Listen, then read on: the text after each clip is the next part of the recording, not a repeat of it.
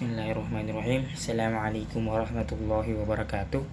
Perkenalkan, nama saya Muhammad Rafli Syahban dengan NIM 6090011937. Untuk menyelesaikan sebuah tugas, maka saya akan membuat sebuah video singkat yang bercerita tentang biografi seorang tokoh Islam, yakni Tariq bin Ziyad.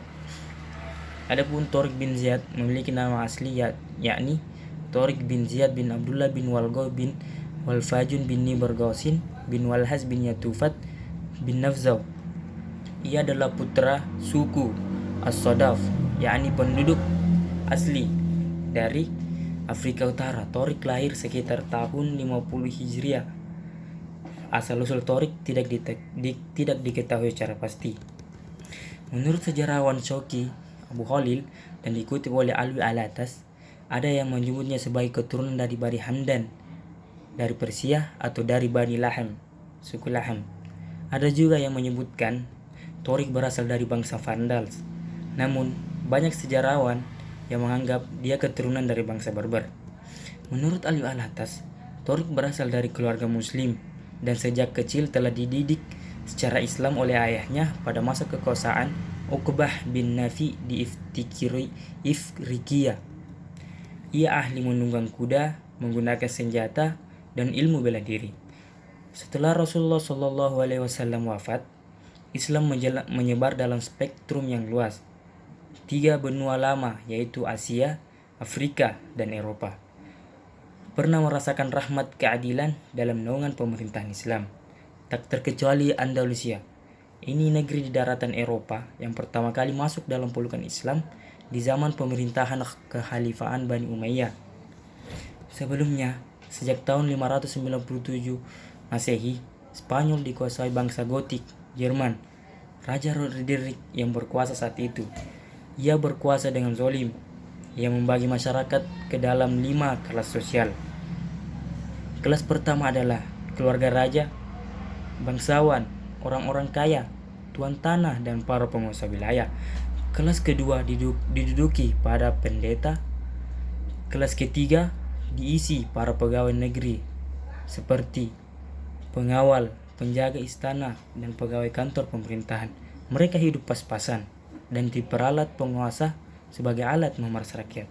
Kelas keempat adalah para petani, pedagang, dan kelompok masyarakat yang hidup cukup lainnya. Mereka dibebani pajak yang tinggi. Dan kelas kelima adalah para buruh tani, serdadu rendahan, pelayan, dan budak. Merekalah yang paling menderita hidupnya. Akibat klasifikasi soal itu, rakyat Spanyol tidak kerasan. Sebagian besar mereka hijrah ke Afrika Utara. Di sini, di bawah pemerintahan Islam yang dipimpin Musa bin Nusair, mereka merasakan keadilan, kesamaan hak, keamanan, dan menikmati kemakmuran. Para imigran Spanyol itu kebanyakan beragama Yahudi dan Kristen. Bahkan gubernur Ceuta bernama Julian dan putrinya Florinda yang dinodai Roderick ikut mengungsi. Melihat kezaliman itu, Musa bin Nusair berencana ingin membebaskan rakyat Spanyol sekaligus menyampaikan Islam ke negara itu. Khalifah Al-Walid bin Abdul Malik memberikan izin. Maka Musa segera mengirim Abu Zar'ah dengan 400 pasukan pejalan kaki dan 100 orang pasukan berkuda menyeberangi selat antara Afrika Utara dan daratan Eropa. Setidaknya ada 2 legenda kedatangan Tariq bin Ziyad ke Al-Andalus, yaitu legenda wanita tua. Saat Tariq baru membebaskan kota Algeciras, ada seorang wanita tua yang meminta untuk bertemu Tariq. Setelah diizinkan oleh Tariq, wanita tua itu menuturkan kisahnya bahwa ia dulu memiliki suami. Suaminya selalu mengatakan bahwa suatu hari nanti negeri ini akan ditaklukkan oleh jenderal asing. Jenderal ini memiliki kening yang menonjol dan tai lalat hitam yang ditumbuhi rambut pada pundak kirinya. Mendengar itu, Tariq segera membuka pundak bagian kirinya dan ternyata memang memiliki tanda yang sama seperti yang dituturkan wanita tersebut. Pasukan Tariq pun kagum. Yang kedua, legenda kedua yaitu legenda Istana 27 Gembok. Kerajaan Visigoth memiliki satu istana yang sangat indah di Toledo dan memiliki 27 gembok. Raja-raja sebelumnya selalu berpesan bahwa apapun yang terjadi, istana itu tidak boleh dimasuki satu orang pun. Setiap raja yang baru bahkan menambahkan satu gembok sehingga ada 27 gembok. Saat Roderick naik tahta, ia sangat penasaran dengan isi istana itu. Pada suatu hari, ia membongkar semua gembok yang ada dan memasuki istana itu. Ternyata di dalam istana itu terdapat sebuah ruangan lagi yang dikunci. Setelah membongkar kunci ruangan itu, Roderick kembali memasuki ruangan yang lebih dalam lagi. Ternyata di dalam ruangan itu ada sebuah perkamen yang berisi lukisan orang-orang sedang menunggang kuda.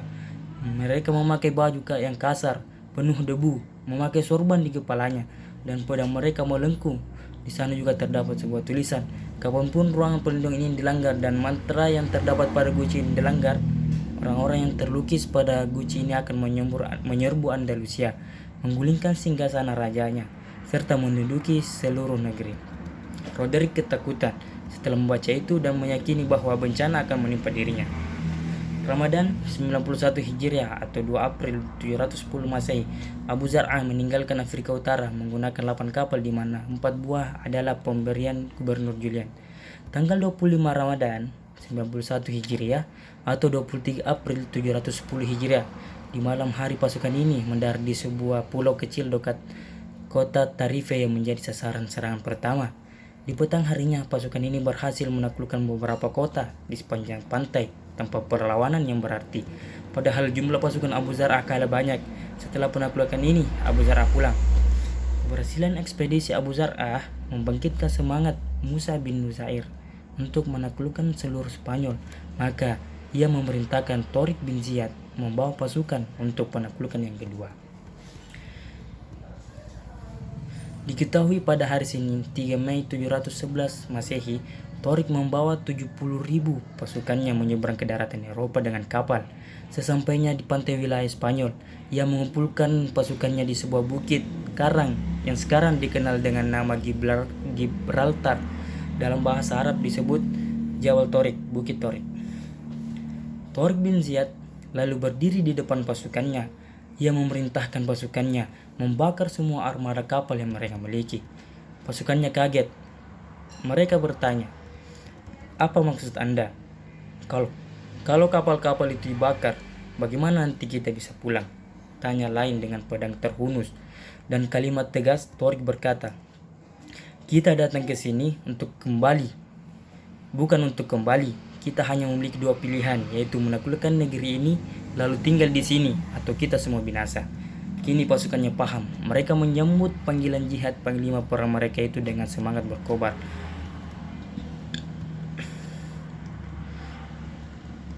Mendengar pasukan Torik mendarat, Raja Roderick mempersiapkan 100.000 tentara dengan persenjataan lengkap.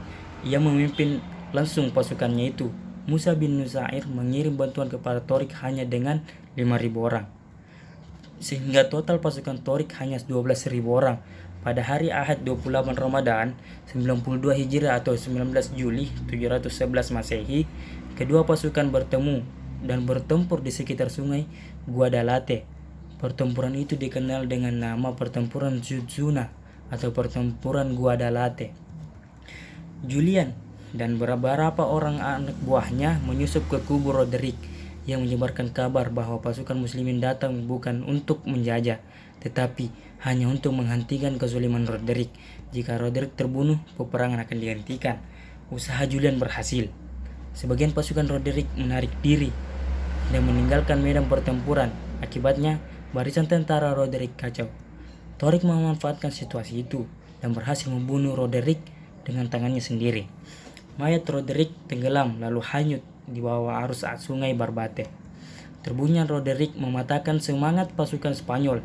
Markas pertahanan mereka dengan mudah dikuasai. Keberhasilan ini disambut gembira Musa bin Nusair. Baginya, ini adalah awal yang baik bagi penaklukan seluruh Spanyol dan negara-negara Eropa. Setahun kemudian, Rabu 16 Ramadan 93 Hijriah, Musa bin Nusair bertolak membawa 10.000 pasukan menyusul Torik. Dalam perjalanan, ia berhasil menaklukkan Merida, Sionia, dan Sevilla. Sementara pasukan Torik membagi pasukannya untuk menaklukkan Cordova, Granada, dan Malaga. Ia sendiri membawa sebagian pasukannya menaklukkan Toledo, ibu kota Spanyol saat itu. Semua ditaklukkan tanpa perlawanan. Pasukan Musa dan pasukan Torik bertemu di Toledo. Keduanya bergabung untuk menaklukkan Ecija. Setelah itu, mereka bergerak menuju wilayah Pyrenees ataupun Prancis. Sungguh, itu adalah keberhasilan yang luar biasa. Musa bin Nusair dan Torik bin Ziyad namun niat itu tidak terrealisasi karena Khalifah Al-Walid bin Abdul Malik memanggil mereka berdua pulang ke Damaskus. Torik pulang terlebih dahulu, sementara Musa bin Nusair menyusun pemerintahan baru di Spanyol. Setelah bertemu Khalifah, Torik bin Ziyad ditakdirkan Allah Subhanahu wa taala tidak kembali ke Eropa. Ia sakit dan menghembuskan nafas terakhirnya di Damaskus, Suriah pada tahun 720 Masehi. Tidak diketahui banyak bagaimana akhir-akhir dari kehidupan Torik bin Ziyad. Namun, Torik bin Ziyad telah menorehkan namanya di selembar sejarah sebagai putra asli Afrika Utara, Muslim yang menaklukkan daratan Eropa. Mungkin cukup sekian yang dapat saya sampaikan. Adapun kesalahan yang saya sampaikan sebelumnya, mohon dimaafkan. Sekian. Assalamualaikum warahmatullahi wabarakatuh.